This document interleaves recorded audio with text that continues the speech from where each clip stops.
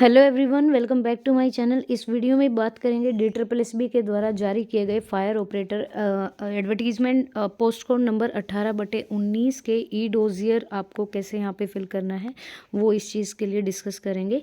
आपको सबसे पहले जो DSSB .online.in नाम से जो आपकी वेबसाइट है वहाँ पे जाना है, होम पेज पे।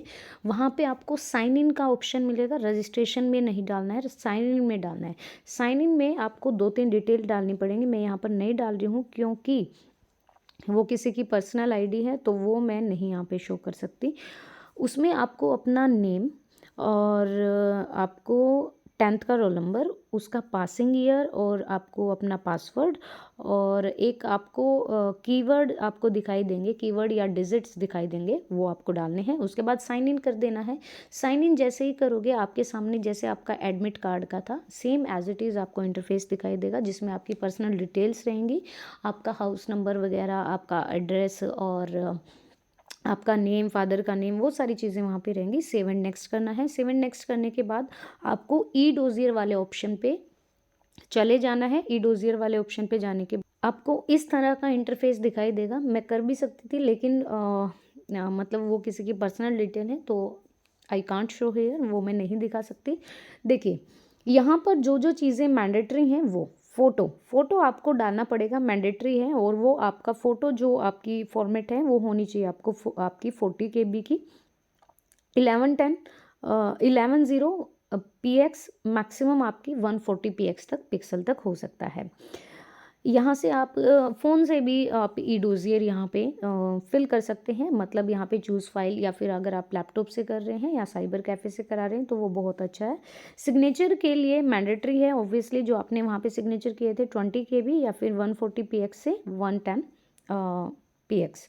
उसके बाद आधार कार्ड जो है वो ऑप्शनल है। यहाँ पर 2 MB का मैक्सिमम साइज़ यहाँ पे मांग रखा है। 10th का जो आपका सर्टिफिकेट है वो 10th का सर्टिफिकेट मतलब आपकी जो मार्कशीट है वो यहाँ पे आपको लगानी है। 2 MB यहाँ पर मैक्सिमम साइज़ है। थंब इम्प्रेशन, देखिए अगर आपसे नहीं हो पा रहा है तो आप लैपटॉप से कराइएगा किसी साइबर कैफ़े वाले से, जहाँ से आप फॉर्म फिल कराते हैं। वो अच्छे से आपका ये फॉर्मेट में ला देंगे चीज़ों को। वो एक ऑप्शन होता है जिससे चूज़ हो जाते हैं कि इसी फॉर्मेट में चीज़ें यहाँ पे जाएंगी।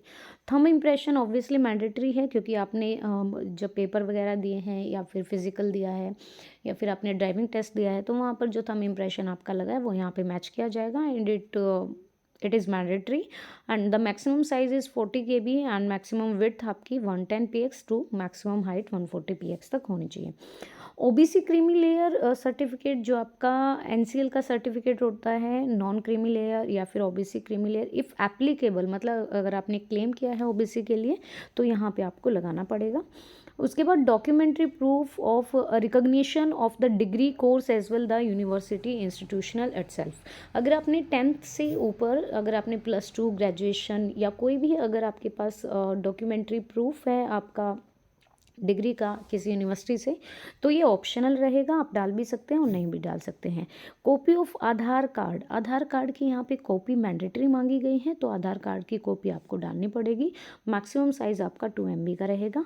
SC और ST का जो सर्टिफिकेट है वो कॉम्पिटेंट अथॉरिटी, मतलब इफ एप्लीकेबल अगर आप शेड्यूल कास्ट या शेड्यूल ट्राइब कास्ट से बिलोंग करते हैं तो you have to fill here, आपको यहाँ पे डालना पड़ेगा। OBC certificate issued by competent authority if applicable. OBC में 2 सर्टिफिकेट बनते हैं। एक ओबीसी का बनने के बाद आपको दोबारा बनवाने की ज़रूरत नहीं होती है।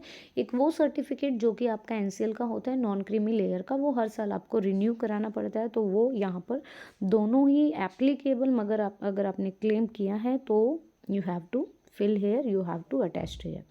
Documents of the meritorious sports person as per the guidelines of DOPT optional है ऑब्वियसली, अगर आप स्पोर्ट्स पर्सन हैं तो यहाँ पर EWS certificate issued by competent authority if applicable, अगर आपका EWS का सर्टिफिकेट है तो वो यहाँ पर आपको लगाना पड़ेगा। नेक्स्ट कर देना है। ऑब्वियसली मेरा नहीं होगा क्योंकि मैंने यहाँ पर क्या नहीं किया है, वो तो गया है भाई, एक सेकेंड। हाँ, यहाँ पे देखिए, यहाँ पे आपको सारे क्या करने पड़ेंगे, ये आपकी जो क्वालिफ़िकेशन है, जैसे 10th में परसेंटेज अप टू 2 डेसिमल तक, बोर्ड, यूनिवर्सिटी, आपका स्टेट, आपका पासिंग ईयर, आपका क्वालिफ़िकेशन नेम, आपका date of declaration of final result, आपका इंस्टीट्यूट का नेम और गवर्नमेंट स्कूल से या प्राइवेट स्कूल से जो भी है वो यहाँ पे।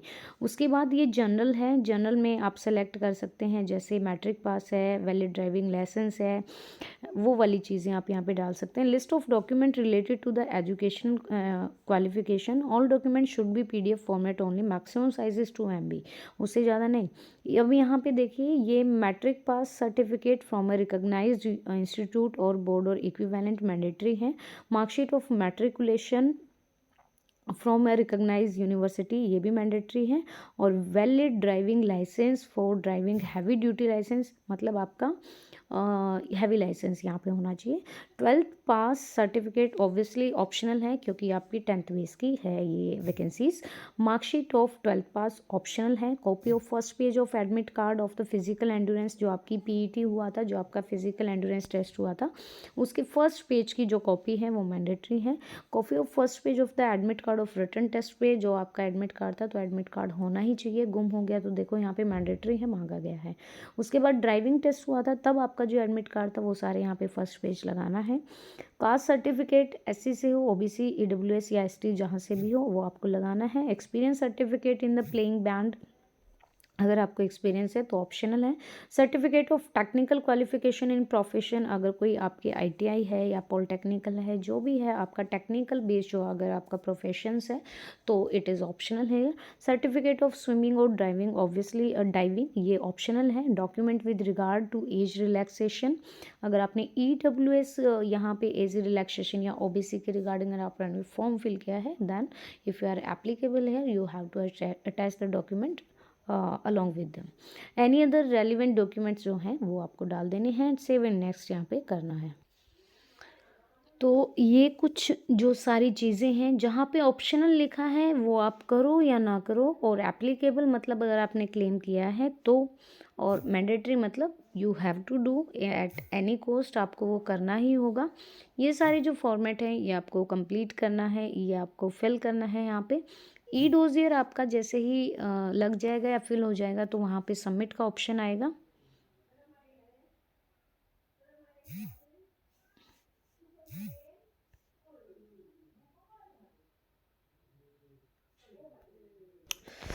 ठीक है भाई, और उसके बाद मैं आपको एक चीज़ और बता दूं कि आपका जो E-डोजियर फिल करने की जो डेट है आई थिंक 15 है, उसके बाद ये E-डोजियर बंद हो जाएंगे और आपकी जो UR की जो कट ऑफ गई है वो 184 है। तो E-डोजियर लगने के बाद maximum to maximum 7 to 8 marks ये अप करेगी, इससे ज़्यादा नहीं। तो ये हर कैटेगरी में यही होगा, 5 to 7 मार्क्स का ये रहेगा इंक्रीमेंट, और वो आपकी फाइनल लिस्ट रहेगी। जैसे 184 अगर UR की ये लिस्ट गई है 300 में से, तो इसमें 7 या 8 नंबर मैक्सिमम लगा लीजिए, ये आपकी 192 के आसपास रहने वाली है फाइनल कट ऑफ। उसके बाद आप सेलेक्ट हो जाओगे, फिर आपकी फाइनल लिस्ट लग जाएगी और उसके बाद आएगी आपकी ज्वाइनिंग। तो ये E-डोजियर अच्छे से कर देना, जो भी अगर डॉक्यूमेंट अच्छे से नहीं फिल हो रहा है या किसी का OBC का सर्टिफिकेट नहीं बन पा रहा है या जो उनकी डेट इशू की गई थी उससे पहले का है, जो भी चीज़ें हैं वो क्लियर आउट कर लीजिएगा। वो आपको टाइम भी दे देंगे इस चीज़ के लिए, ऐसा कोई इशू नहीं है कि ज्वाइनिंग रुक जाएगी। So guys this will be the process for the e dossier in DSSB. I hope so this video will be helpful to you. If you like this video, please like it and share it to others also, and please subscribe the channel if you are new viewer on this channel and you want to get more and more update regarding the recruitment. So thank you so much. Thank you for watching.